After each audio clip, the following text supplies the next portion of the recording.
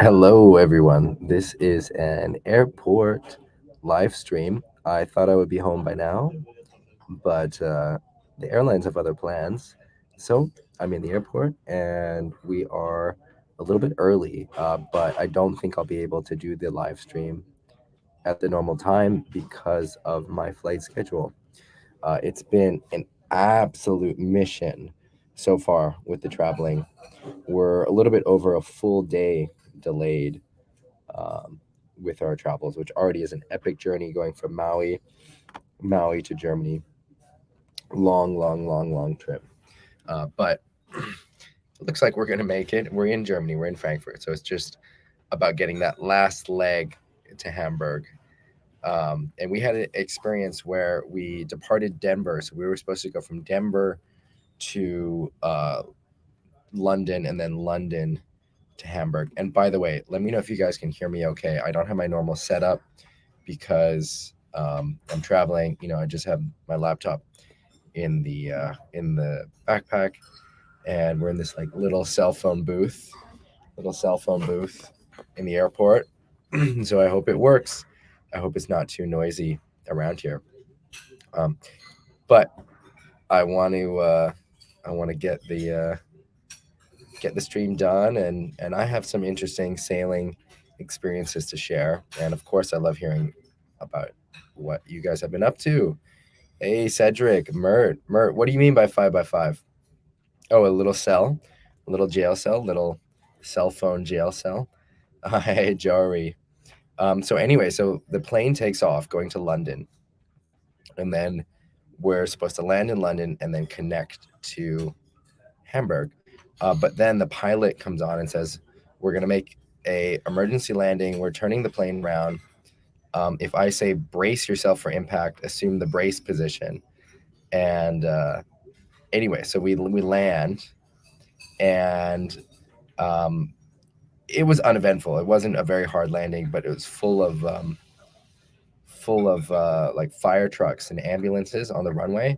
I guess because we were so full of fuel. So that was unrelated to the issue that was happening to the plane in the air, but just because we were so full of fuel that then it's very hard on the brakes and it's a hard landing because the plane is so heavy because it just took off.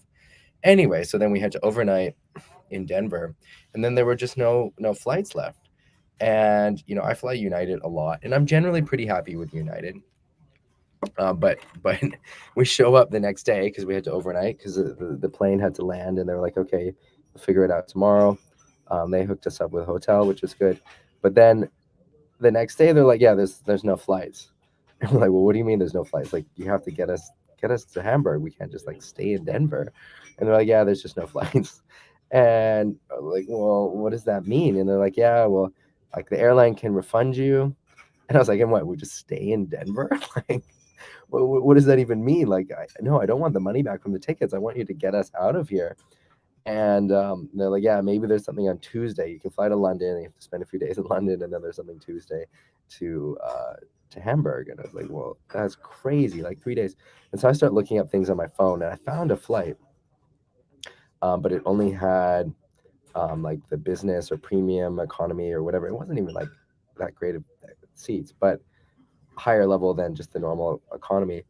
And they're like, no, we can't put you in there. And I was like, all right, but there's three seats, three of those seats. Like, you have, like, that will get us there, and we'll be only 1 day delayed. Like, we're not talking about 1 hour. It's like we're already a full day. Um, and anyway, then I went like supervisor to supervisor to supervisor. Finally, like the guy in the suit came out, like the manager of, I don't know, whatever. So it's like four levels up of supervisors. And he was saying the same thing, like, sorry, I can't do it. And everyone else had the same attitude, like, like my boss is gonna not like it. And I was like, well, or like, I don't have the authorization. Like, they kept saying that. And and so then he was saying the same thing, and I was like, well, okay, who does have the authorization? Like, let's just go to the level to the person that does, because like this is insane. Like, I'm a good customer. I fly a lot. Like, gotta like get us on these on this plane. So we're not gonna be like multiple days stranded, family of four in London. And he was like, well, I make that decision. I was like, well, then just authorize. Like, what are you saying? You don't have the authorization. Like, just do it. And anyway, it worked. But then Lufthansa canceled our flight um, from uh, from Frankfurt to Hamburg, and so we've got this like 10-hour layover, which is coming to an end pretty soon. But anyway, that's why we're gonna miss the thing, um, miss the normal time. Anyway, we've got some Facebook users. Eric, Max. Sorry to hear that you're feeling rough with COVID. Is that your first time you had COVID? Um, I've had it one, maybe two times, and yeah, it's not fun. It's not fun. Um, yeah, Eric, how was the surf supping? So we're gonna get into the Facebook group. I'm not sure how much there is in the Facebook group. There wasn't that much the last time I checked, but we're gonna get through it. I had it kind of an interesting week. Hey Dom Dom, what did I do? So I had a couple really fun sailing days. There was one day that was just super fun, just kind of random day that I wasn't expecting it to be good, and it was really good. And then um, like some small Hokipa days that were just fun, just some jumping, just fun. And then I tried winging for the first time, wing foiling.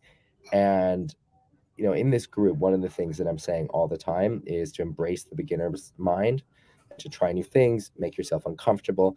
That feeling of discomfort, that feeling of being uncomfortable is actually learning. And so if you want to learn, you have to embrace that feeling of discomfort. That's one of my big themes. And I wholeheartedly embraced that, put my money where my mouth is, and tried wing foiling for the first time. I filmed it too, so I'm gonna make a video out of it. And I don't have much experience with foiling, with windsurf foiling or any kind of foiling, and I never tried winging before. And so I just tried to learn it. And there were a few things that were really helpful. Alan Cadiz was on the water at the same time, who is a windsurfing coach and also a winging coach. And he gave me a couple tips, just tiny things that I don't think I would have figured out as well. I definitely wouldn't have figured out as quickly. I probably would have figured them out at some point. But it helped me so much, which just reaffirms my belief that having good coaching just helps so much in whatever it is you're doing. So what were his tips? One of his tips was, my like the bottom wing tip was catching in the water, and then instead of trying to lift it up, which is what I was doing, you actually have to press down on the backhand and swing it out of the water. And so that was kind of revelatory. And then the other tip was to push the foil down more, because it was coming up too soon. But anyway, I don't want to get too much into winging. But it was really interesting. I felt a lot like a baby trying to walk, where I see everyone doing it, looks so easy, but I just can't do it. And eventually, just through figuring it out after a couple hours, I was doing it. And, I wasn't doing it great, but I was flying on the wing, staying upwind, and um, yeah, was a really good learning experience. I felt like my brain got a workout. And so I really recommend seeking out those experiences. It doesn't have to be winging, just trying something new. I've been doing something similar with skateboarding, with my son, and trying to do some surf skating, which is cheating a little bit because I used to skateboard as a teenager. I wasn't super good. I wasn't doing it all the time. I was too busy windsurfing, but it's not like learning something completely new. But it's a pretty amazing experience to learn something completely new and be so humbled and get so beaten up and have your mind so challenged. Um, I really felt like, I don't know, my brain was just going through such a workout trying to figure out the wing and the balance and the foil and everything all at the same time. And yeah, it's an experience that I haven't had in a while, actually. And it made me humbled just doing that experience, but also humbled because I talk about embracing the beginner mind a lot, and I was realizing that, actually it's been a long time since I've done this myself. It's been a long time since I've really embraced the beginner mind and made myself fully vulnerable and done something completely new to me. And so I want to seek those experiences out. I'll do a little bit more winging and maybe get into winging, maybe not. Who knows? I'm such a purist. I love windsurfing. I love windsurfing in the waves. I don't see myself being distracted from that very much. But anyway, the broader point is more just about finding things that are new and doing them just for the newness, just to experience that discomfort, force your brain to go through that learning process. Um, it's humbling. It's something that I'm going to do more of. All right, um, let's get into the Facebook group. Yeah, Mert is saying that if water sports is a language, then windsurfing, kitesurfing, winging are all dialects. Yeah, I mean, I was able to figure it out. So like, I was on the foil, staying upwind. Um, it took me a couple hours. It was amazing. Like in the beginning, I couldn't even stand on the thing, but I figured it out. I could stay upwind, and then I was on the foil. Not great runs on the foil. Like I don't have a lot of foiling experience, but or like barely any foiling experience. But I got it kind of figured out. Um, anyway, but the coaching from Alan Candice, the couple tips he gave me, there were like two tips, huge help, um, which is also interesting. All right, I'm gonna pull up the Facebook group and let's jump into that. All right, so here we are. Let's close this. Let's get the comments where I can see them. Hello, Facebook user. Again, you have to give StreamYard permission for me to see you if you're on Facebook. All right, so we've got this early live stream because of my travel situation. We should be back to normal scheduling next week, Sunday. It's just been hectic. I know we've had a few crazy live streams over the last month, but now I'll be in Europe, and it should be a bit more normal. Eric is saying that he had a surf supping in New Smyrna and it was great. Really wanted to windsurf, but I think it was helpful for my windsurf wave riding timing. Yes, Burned inspired you to do it. Cool, man. I love it. And I know that feeling of looking at something that looks easy and then it's not. Yeah, what did you learn about the timing? Is there something you can pinpoint, Eric? Here's Eric's comment. I'll throw up on the screen. So, Eric, is there something that you can tell us about the timing? Uh, which there might not be. Some of these lessons we're aware of, and some of them we aren't. It's just something internal in the body and has to do with instinct. But sometimes it's an awareness thing. Like okay, I have to move my hand down, or I have to bend my knees, or whatever it is. Look for darker water. Start earlier, whatever it is. So, Eric, if you have something you can share about the timing, I think that would be really interesting. All right, so I was interested in this question. Can't remember exactly what inspired it. I saw a photo on Instagram that was really beautiful or something, a windsurfing photo. And so I want to know, what's the most beautiful place that you've windsurfed? And there's some good answers here. Remco says Hokipa. Hokipa is definitely beautiful. I love looking back at the water. Bat Galim, I've never been there. I don't know how it is. Ireland is also quite beautiful. Western Australia, never been there. Western Australia, Kenya, that sounds cool. Croatia, yeah, Croatia is definitely beautiful. I've been there a couple times, but never windsurfed there. California, yeah, there's a lot of beautiful places.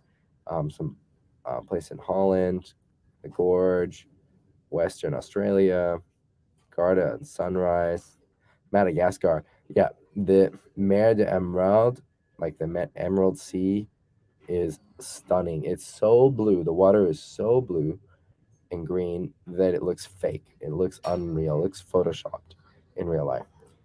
And it gets really good waves. Someday, I've been saying this now for 10 years, I'm going to release the video that I did from a trip that I did there in 2013. And so I guess I can't have been saying it for 10 years, but I've been saying it for a while. Um, I think some of the people on the windsurfing masterclass last year saw one of the cuts of that. Anyway, Madagascar, beautiful windsurfing and very windy, consistently windy with good waves. This is a place. Just speaking of beauty, I remember seeing a photo of Bujma jumping there, and I remember seeing that photo and thinking, I have to go there. Um, Brandon Bay, yeah, I love the responses to this. There's so many responses. I was going through here. Um, and looking at what people were saying. And I just love the different responses, the different interpretations of the question. You know, some people interpret it differently, and yeah, it's so cool. I love it. Um, and I like questions like this too. I think it gets people stoked, gets the group going, which I like. Like, you know, I think we have, I don't know, 130 people answering this or something. So if you have a question like this is that you're curious about or you think would spark discussion, this group is a good place for that too. You know, I feel like we have a lot of members now, but sometimes it can be intimidating about whether you should post or not because, you know, not everyone has footage of themselves. Not everyone has, you know, maybe a good coaching related question. But if you want to share and be part of the community, you know, questions like this are, I think, really good um, for this space. I enjoy them at least.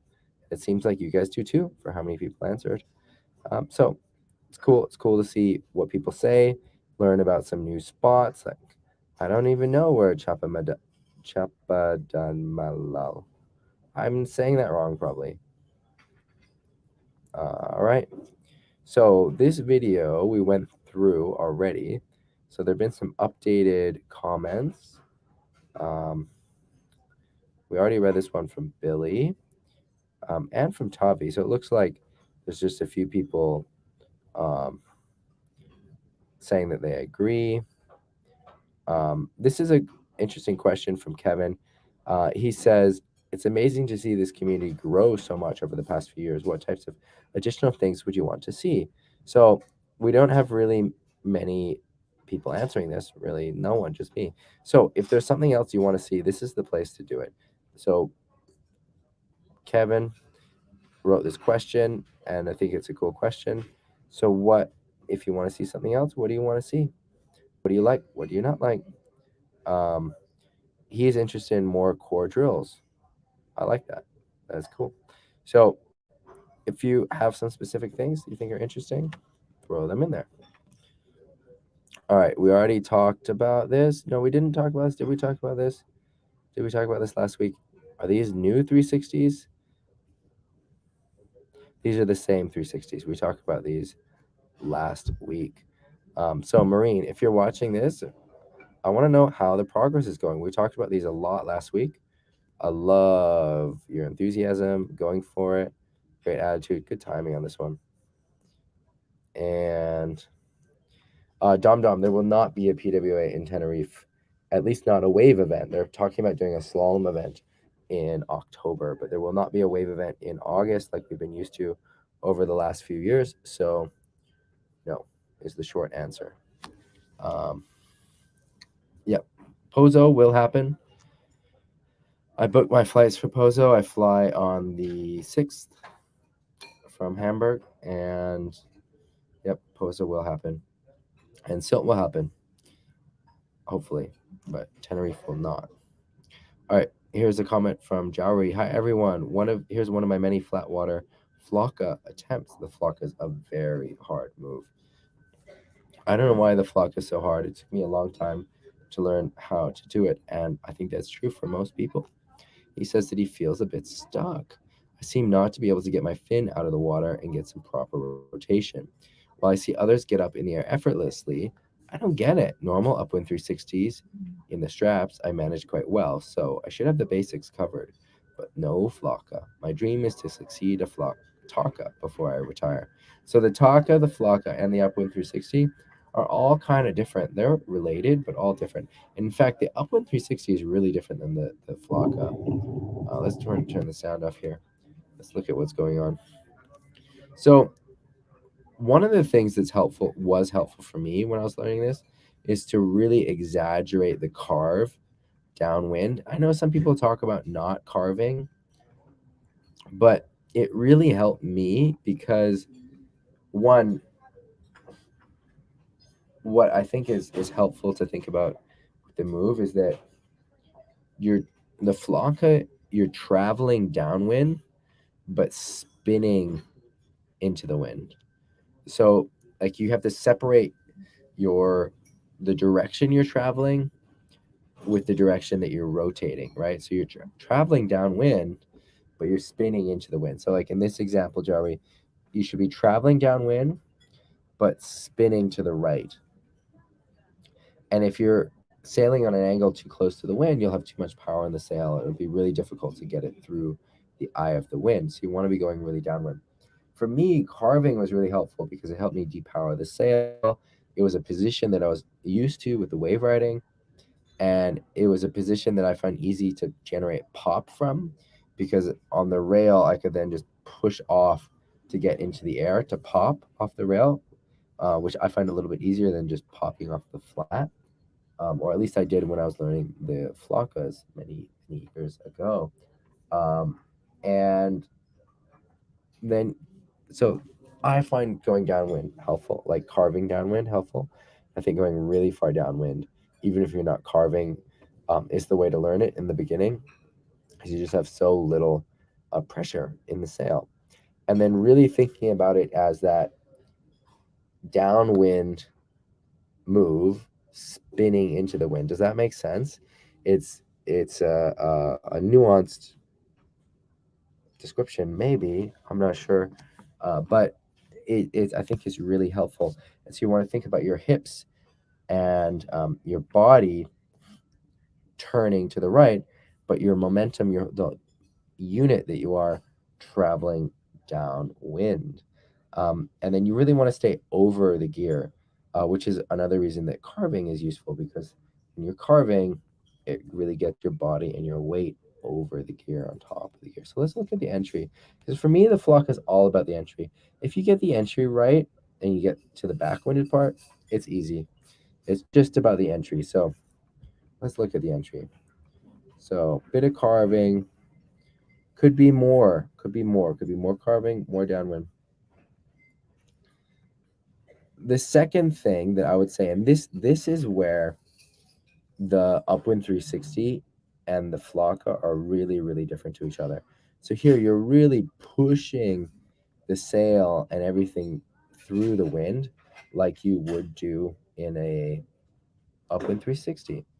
The difference with the flocka for me, and I'm curious if there are other flocka windsurfers in the chat what they think, is I feel like I'm setting my sail forward and then leaving it there. So I'm like pushing the sail forward. And then with my hips and my core, I'm rotating my body and rotating the board. So it's like with my back leg and my body, I'm picking up the bottom of the board, not the bottom, just the whole board, and rotating it 180 degrees into the wind. And the sail just kind of stays in place. So let's look if there's something on Conet 7 we can find flocka, just so I can show you what I mean by that. Here's an air flocka from me. We can look at that after. Here's a flocka from Matthias. Let's see how this looks. So this is a pretty radical one, and he's not carving downwind. He's going actually pretty upwind, which is what makes it radical. But you can see with what I'm talking about with the sail. It's like he just puts the sail forward, leaves it there, and so it's a very different movement compared to this, where Jawi, you're actively pushing the sail through the eye of the wind and really trying to guide the rotation like you would with an upwind 360 in the straps. But see, this is really different. He's just setting the sail in front of him, and then he's hopping with his lower body to get that 180, and then it just comes around.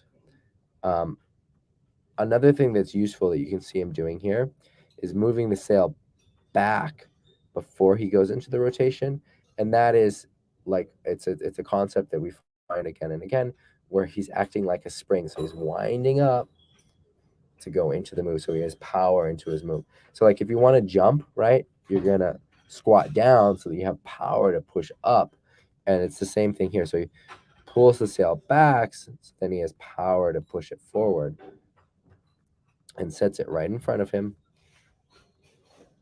Right there, see, he's pushing the sail forward, and then look, he's just rotating his body, and you can see that he's traveling.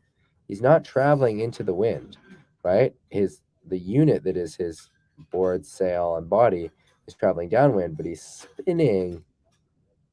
The rotation is to his left, which is upwind. So does that make sense? It's I think a really important distinction, and yeah, you can see it pretty good there. All right, let's look at the one from me. I wonder what you can see in this one. So this is more of an air flocka, but the principles are pretty similar. So again, I'm going super downwind on this.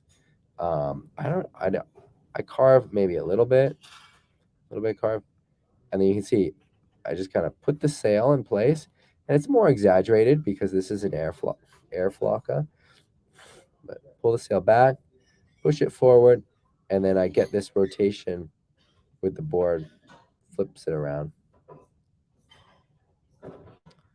All right, here's one more flocka.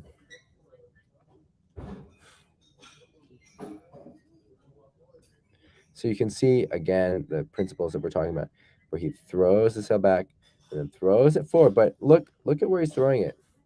He's not throwing it in through the wind like this position here, like you would have on an upwind 360. He's throwing it kind of into the wind, but more in front of him, and it just kind of sits there. And then with his core and lower body, he's getting that board rotated. So do you see that? It's such a clear thing when I see it, when I know what I'm looking for. It's similar to like a 180 frontside ollie in skateboarding with what you're doing with your body. You're just doing that 180, and then you get the slide, and then you'll come around the rest of the way. Um, let's watch one more of these. Here's here's one more.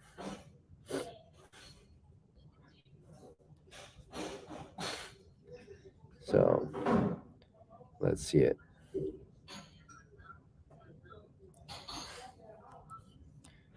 So throws the sail, and then look, then it's all about the sail just sits there, and he's over the gear, and then gets that lower body, and then at that point it's just about following through. So does that make sense, Jowry? Does that make sense? Um, cool to see you going for it. This is a difficult move. I love the attitude. Keep it up. Keep it up. And I want to see some progress, which progress doesn't mean making it. I just want to see you changing, implementing some of the technique that we talked about here, and posting again. So I hope that all is clear and there's some actionable things. I guess one other thing I would add is I find, and I'm not sure what other people do, but I find that the flock is easier for me with a wide grip. So you want to make sure you have a wide grip on the boom. And you can even put the grip kind of back, like move the front hands near the harness lines and the back hand even farther back. And that can work quite well. All right, we already talked about Olaf. Um, oh, cool. And he responded with this. So let's check this out. All right, Olaf, let's check this out. Waiting for the wave to form.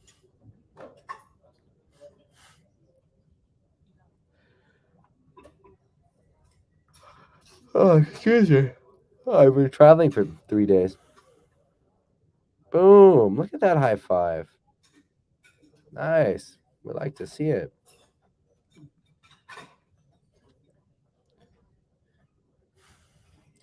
So I'd like to see you get a little bit more um, leaned over in the bottom turn and a little bit more distance between you and the sail. So you can even just push the sail away from you. Just to get that a little bit of distance. This is a great high five. Here, there's a little pull towards the sail, which is what disconnects you from the wave and causes you to come more upright like that, which is fine. It's not a bad thing in this instance. Looks good. So, oh, that is better. You don't want to drop very far in front of the wave before doing the turn, Olaf. In fact, you can really stay on the wave face, and I feel like that that is a good um, that's a good exercise to do. So yeah, stay on the wave as much as you can. Um, but getting those hips into the turn just helps you engage the rail right. And like somehow we're all caught up. That was a short week. Um, I will see you guys next week Sunday. I'm going to yeah, otherwise I would just chat about stuff, but I'm in the airport, so I think I'll just call it. But you guys are doing great. I would love to see more questions, more posts in the Facebook group.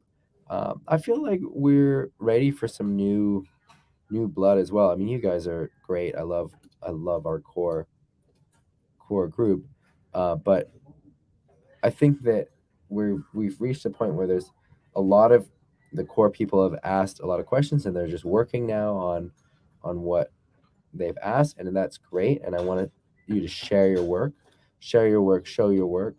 But get like if you guys have some friends that you think would benefit from being a member of the group, invite them and ask them to share something. You know, whether it's a question or a photo or a video or a concern or even a success. You know, if they just learned how to do push loops or whatever it is. I think that would be interesting for the group. If you have a free ride question, I know there's a lot of wave questions, and that's what I love. But if you have a free ride question, ask it in the group. And if I don't have a good answer for you, I'll find one. So free ride. If you have a free ride question, ask it in the group. All right, guys, I'm going to sign off. I'll see you next week, Sunday. Tell your friends to join the Facebook group and make a post. It can be about whatever. Um, so you join the Facebook group, or if you're not on Facebook, just join the YouTube coaching. It's just Graham Ezzy on YouTube if you're not watching this there. And subscribe so you don't miss the next one. And it will be at Sunday, probably about 9 o'clock. I think we were talking about changing the summertime, or do we already do the change? My brain is so scrambled from all the traveling I've been doing. So, anyway, I will say goodbye, and I'm looking forward to getting some sleep and some rest and getting into the European time zone. And I'll see you all on Sunday. It's exciting. I'm excited to be back in Europe. I know a lot of you guys are also in Europe. It's cool to be in the same time zone. If you're not in Europe, it's also cool to be in your time zone when I am. I'm in a lot of different time zones. But anyway, I'm going to head to Pozo pretty soon, get some sailing there. But I'll see you all before then on Sunday. So take care, and I hope you get in the water. Bye bye.